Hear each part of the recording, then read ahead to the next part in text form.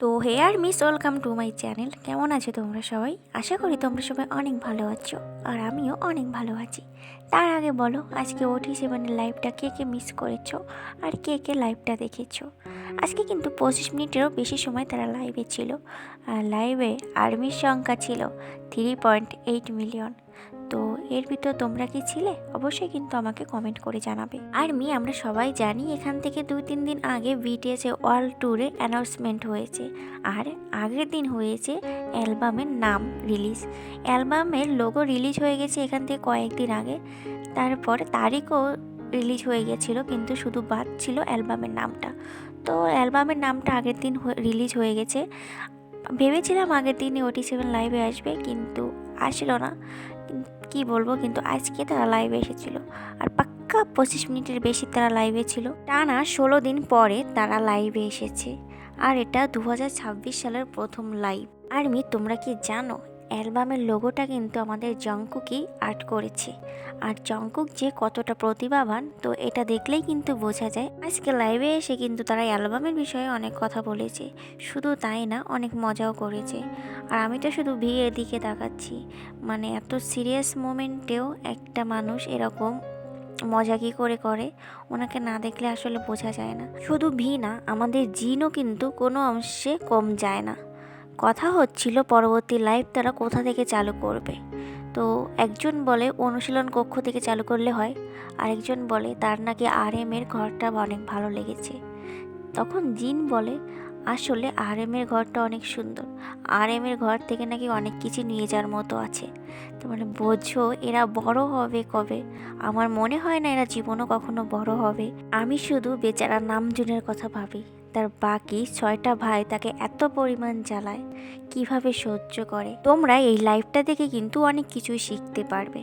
ধরো যে শীতকালে তোমার কাছে টুপি নাই, কিন্তু তুমি কান কিভাবে ডাকবে, তখন তুমি ভিয়ের মতো করতে পারো। গায়ে যে জ্যাকেটটা থাকবে সেটা খুলে কান ঢাকতে পারো। এটাও কিন্তু একটা ট্রিক, তোমরা না জানলে এটা দেখে নিতে পারো আর শিখেও নিতে পারো, তোমাদের কিন্তু অনেক কাজে লাগবে। আর মাঝে সাঝে কিভাবে লাইভের ভিতর গা গরম করতে হয় সেটা তোমরা জে হোপের কাছ থেকে শিখে নিবা।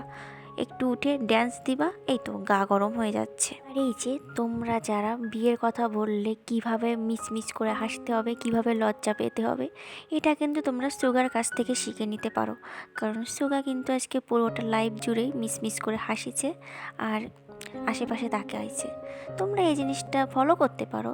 যখন ধরো তোমাদের বাড়িতে বিয়ের কথা হচ্ছে, তোমরা কেউ লজ্জা পাচ্ছ না, তখন তোমরা সুগার কথাটা মনে করবা কীভাবে কী করতে, দেখবা তোমাদের এমনিতে লজ্জা চলে আসবে। আর যদি দেখো জামা ছোট হয়ে গেছে, তাহলে জিমিনের মতন এই পদ্ধতিটা ব্যবহার করতে পারো, তাহলে তোমাদের ছোট জামা বড় করতে অসুবিধা হবে না। আর মাঝে মাঝে তোমরা জংকুকের মতো স্ট্যাটুজও হয়ে বসে থাকতে পারো, তাহলে লোকে বুঝতেই পারবে না লাইভ চলছে নাকি বন্ধ হয়ে গেছে নাকি নেটওয়ার্কে ঝামেলা। তোমরা এরকম পদ্ধতি অবলম্বন করতে পারো। দেখেছো আজকে লাইভে কত কিছুই শেখা গেল আমাদের সাতরাজা থেকে। তোমাদের কি বলবো, তোমরা মনোযোগ সহকারে লাইভ দেখবে, দেখবে আরও অনেক কিছুই শিখতে পারবা। লাইভ দেখার সময় তোমাদের মন কোথায় থাকে? হ্যাঁ, ভালোভাবে লাইভ দেখবা, আরও অনেক কিছু শিখতে পারবা। তো আর্মি তোমরা আমাকে বলো তো, আজকে এই মজাদার লাইভটা তোমরা কে কে মিস করেছো আর কে কে দেখেছো? আজকের লাইভটা কিন্তু আমাদের জন্য সত্যি সারপ্রাইজ লাইভ ছিল। বুঝতে পারিনি যে তারা লাইভে আসবে, পুরো 15-16 দিন পরে তারা লাইভে এসেছে। এটা আর্মিদের জন্য বড় একটা সারপ্রাইজ।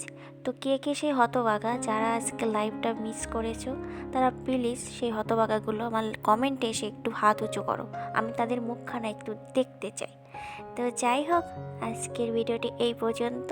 আমি এখন বিদায় নিচ্ছি, কিন্তু তোমরা বিদায় নিও না না, তোমরা ভিডিওটা সম্পূর্ণ দেখো, লাইভটা এনজয় করো।